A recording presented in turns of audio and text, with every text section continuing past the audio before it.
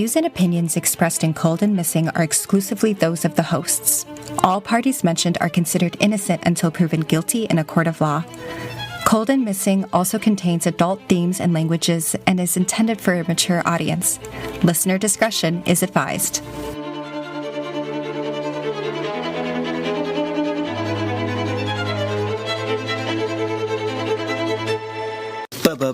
Bonus episode. Bonus episode. Yeah. Feels like we were just here, huh, honey? We were. We got the whole family in the podcast today. I'm sure you can hear our dogs scratching and yawning. Yawning. Yeah. Oh, yawning like they pay rent. Oh, right perfectly on cue. Just a quick episode. We just brought you the episode on Kimmy Yo, so please listen to that if you have not. So we just tuned in to the Delphi press conference where the Indiana State Police, the Carroll County Sheriff, and the Carroll County Prosecutor all spoke and gave updates. So just a little spoiler alert right off the top. Not a lot was given, no new details surrounding this case, but I think there were some important things spoken about that I just want to briefly go over and give you guys an update since we promised one. First up, the Indiana State Police Superintendent, Doug Carter, who has been on the case since the beginning. He spoke first, and he said that, quote, "Today was not a day to celebrate, but this is a day for remembering Abby and Libby." It's kind of interesting that they said that, and pretty much the whole time they were just like congratulating the police officers who like did their jobs. Yeah, that's... Is that usually what a press conference is, where they're just like, hey, these cops did what they were supposed to? I was expecting a lot of that here. Okay. A lot of thanking of local police, state police, and federal police. So that was a lot of the press conference was just them thanking everybody who had been involved. This is the one part of like where I've always, have been super interested in true crime and following investigations, but this is like one area where I've just never really paid attention to, like the press conferences and stuff. Yeah. Because it's a lot of just like jargon to me. But yeah, it was interesting to watch. So Doug Carter announced that Richard Allen has been arrested. He is at this time charged with 2 counts of murder. No additional charges at this time, but the main thing that I got out of this press conference is that they are still investigating. So it seems like the police do not think that this is all wrapped up with a bow. What I was gathering is that they think that there was definitely another person involved. Yes. And I do too. I think it's probably, even if it's 2, like smaller people that you are murdering, I would imagine it's hard to kill 2 people at one time. Yeah, and I said that in our episode about Abby and Libby. Yeah. Yeah, it's, so Doug Carter, he said that if any other person or persons are involved in this, they will be held accountable, which I thought was interesting. So it does leave open the possibility of more than 2 people involved.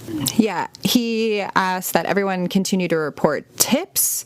And then the Carroll County Sheriff, Tom Lesoby, I think that's how you say his last name, he got up and really just thanked investigators, and that was it. He did not speak that long at all. And then finally, the Carroll County Prosecutor got up, and his name is Nicholas McClelland. And again, no real details here. The arrest warrant has been sealed at this time, and the probable cause and charging evidence, that is all still sealed. And there will be a public hearing to see if it will remain sealed. Obviously, news agencies have filed an appeal because this is typically public information, and they even said in the press conference that it is not typical and this is unusual for them not to give the booking evidence, like what the probable cause was that led the judge to sign off on the arrest warrant. Correct. If Richard Allen pleads guilty, there won't be can you help me with the word? Trial? Yeah. Right. So right now he has entered a not guilty plea, but that could change. And it all really depends on what the prosecutor wants to do and what the state wants to do, because Indiana is a death penalty state. The death penalty potentially could be on the table, and if that's the case, trials have to go forward.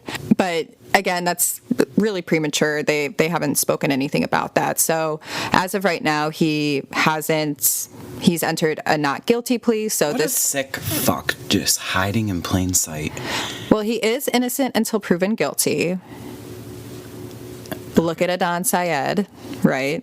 He just got out for 23 years in jail. So innocent until proven guilty. We don't have any of the evidence to say, but yeah, if he did this, he's been hiding in plain sight the entire time. Potentially, there is some pretrial that would be happening in January, I believe, and then March 20th could be the official start of the trial. And then the press conference went into questions from reporters, and there were some really great questions. It was pretty difficult to hear.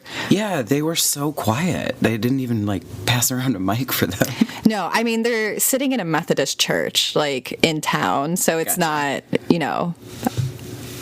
equipped with maybe a PA system. It's pretty small.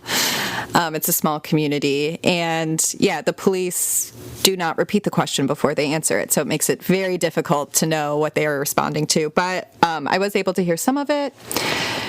So again, we didn't get any information. Reporters asked, when did Richard Allen become a suspect? They didn't want to give out any of that. They asked, was it investigation? Was it a tip? What brought him onto the radar? They didn't give that away. They asked what it was like telling the families, and Doug Carter said it was very sad and humbling. And there was a question about if anyone else was involved, and they said that the tip line is going to remain open and the email line is going to remain open. Yeah, somebody asked to explain the decision to keep the documents sealed, and the prosecutor basically said it's because the case is still open and they are still investigating it, so they don't want to compromise any of their investigation by getting information out there. And if they want to keep the trial in Carroll County, they probably don't want to taint the jury pool, because it is such a small community that getting too much information into the public could potentially hurt jury selection. Don't they have to go outside to a differing community that is very similar to their own, but it has to be outside of that because of I can't remember what I was just listening to with another case like that. They don't have to, but I think a good defense attorney will request that it be moved to a different county, because defending Richard Allen, yeah, because it is such a small community and this became a national case. Well, yeah, and he said around the world, people know about these poor young folks who were murdered. Yeah, and I think this brought up some interesting points. I think we actually learn more if we go back, knowing that somebody has been arrested, if we go back to some of the original press conferences. Mm-hmm. So I found my notes actually from the February 22nd, 2017 press conference. So this would have been just days following their murder. And this was at the press conference where they released audio, the guys down the hill audio that was released. And this is specifically coming from the question and answer portion during that time, but a reporter asked something along the lines of having more audio or more visual of the suspects, and the police answered, they're not saying the man in the photo is also the man in the audio. There could be more than one person involved, but it could be him. And then somebody asked that is the man on the bridge, that infamous bridge photo, is he the main suspect or a suspect amongst many? And the police said, the police can't say for sure because they weren't there.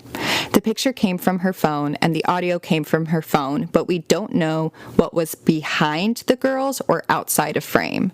They're not saying at this time how many are expected to be involved. That's terrifying. No. Oh, I hate thinking about that.